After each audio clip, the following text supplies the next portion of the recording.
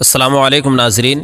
ایک ایسا دیو ہیکل اور دراز قد انسان جو طوفان نوح سے بھی بچ نکلا۔ طوفان نوح ایک ایسا خطرناک طوفان تھا جس میں سوائے ان چند لوگوں کے جو کشتی پر سوار تھے، ان کے علاوہ اس روئے زمین پر رہنے والے کوئی بھی انسان اور حیوان بلکہ جاندار چیزیں نہ بچ سکیں۔ طوفان نوح نے اس دنیا کی ہر چیز کو فنا کر کے رکھ دیا۔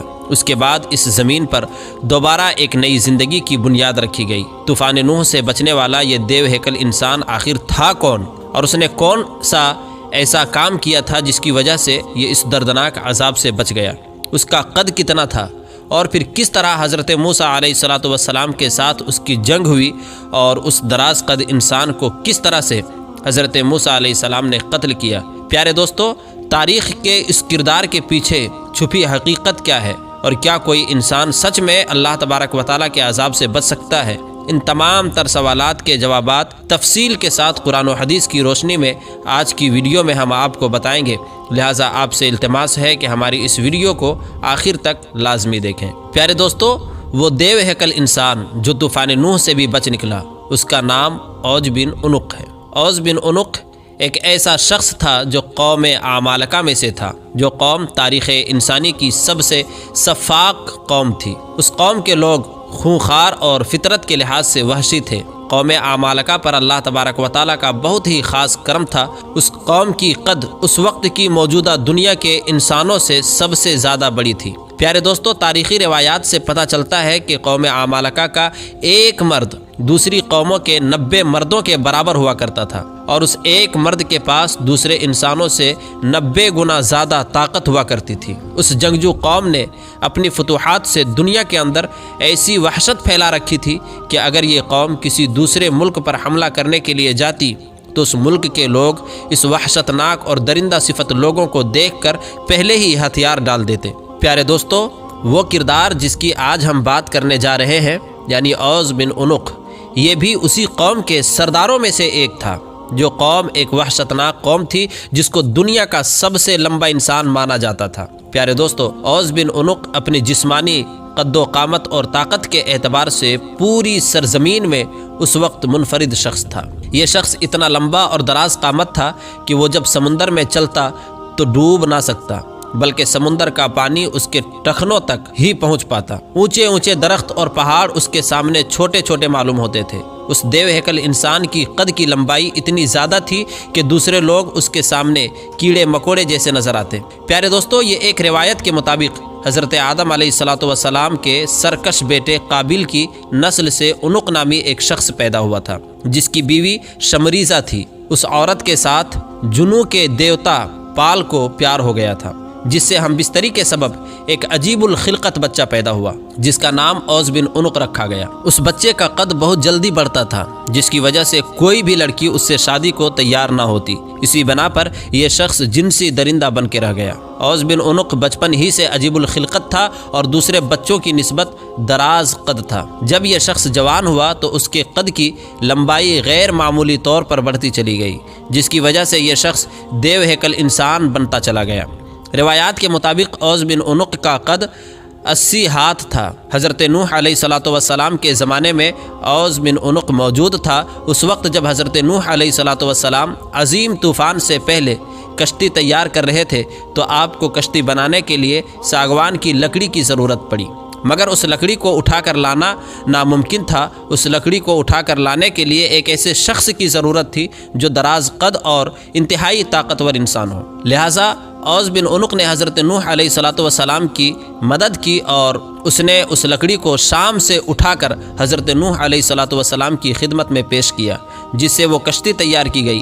لہٰذا اللہ تبارک و تعالیٰ نے اس کے اس عمل کو قبول کیا اور اس کے اس عمل ہی کی وجہ سے خوش ہو کر اسے طوفان نوح کے اندر غرق ہونے سے نجات دے دی، باوجود اس کے کہ اوج بن عنق حضرت نوح علیہ السلام پر ایمان نہ لایا تھا۔ پیارے دوستو، بعض روایات میں آتا ہے کہ اوج بن عنق اتنا دراز قد تھا کہ سمندر سے مچھلیاں پکڑ کر وہ اپنا ہاتھ آسمان کی طرف بلند کرتا اور سورج کی تپش میں اس مچھلی کو بھون کر کھا جاتا تھا۔ پیارے دوستو، اوج بن عنق تاریخ میں ایک ایسا شخص تھا جس نے دراز قد اور بے پناہ طاقت کے ساتھ لمبی عمر بھی پائی تھی۔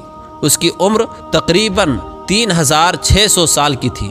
وہ حضرت آدم علیہ السلام کے زمانے سے لے کر حضرت موسیٰ علیہ السلام کے دور تک زندہ رہا، اور حضرت موسیٰ علیہ السلام کے زمانے میں حضرت موسیٰ علیہ السلام نے اس دیو ہیکل شخص کو قتل بھی کیا۔ اس واقعے کا پس منظر کچھ یوں ہے کہ جب بنی اسرائیل کے لوگوں کو اللہ تبارک و تعالیٰ نے فرعون سے نجات بخشی تو حضرت موسیٰ علیہ السلام کو اللہ تبارک و تعالیٰ نے یہ حکم دیا کہ وہ فلسطین پر حملہ کریں اور فلسطین کو فتح کریں، کیونکہ اس وقت اللہ تبارک و تعالیٰ نے فلسطین کی زمین کو بنی اسرائیل کے لوگوں کے لیے مقرر فرما دیا تھا۔ حضرت موسیٰ علیہ السلام نے اپنی قوم کو لیا اور فلسطین پر چڑھائی کے لیے نکل پڑے۔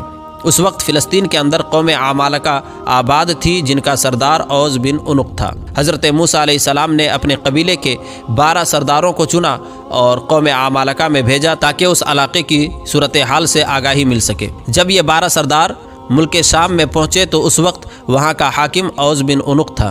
پیارے دوستو، اس بات کے اندر کوئی شک نہیں کہ قوم عمالقہ ایک دراز قد قوم تھی۔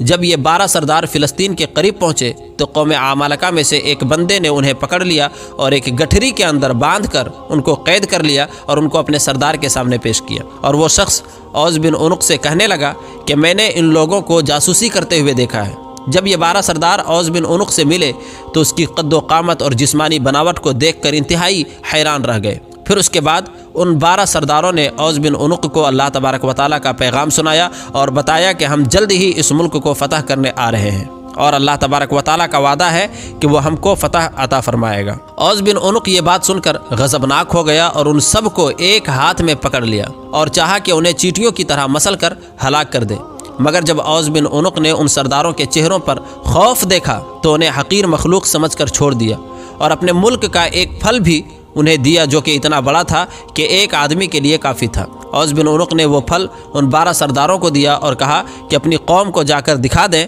کہ ہمارے یہاں کے پھل بھی اتنے بڑے بڑے ہوا کرتے ہیں، تم لوگ کس طرح ہمارا مقابلہ کر سکو گے۔ چنانچہ اس طرح وہ 12 سردار اپنی جان بچا کر وہاں سے واپس اپنے ملک کی طرف روانہ ہو گئے۔ جب وہ سردار اپنی قوم میں واپس آئے تو انہوں نے اپنی قوم کو اس وحشتناک مخلوق کے بارے میں بتایا، جس طرح کہ اللہ تبارک و تعالیٰ نے قرآن پاک میں ارشاد فرمایا ہے کہ جب حضرت موسیٰ علیہ السلام نے اپنی قوم سے کہا، اے میری قوم، ارض مقدس میں داخل ہو جاؤ، جس کی سرزمین اللہ تبارک و تعالیٰ نے تمہارے لیے مقرر کر دی ہے، اور پیٹھ نہ دکھاؤ ورنہ خسارے میں رہو گے۔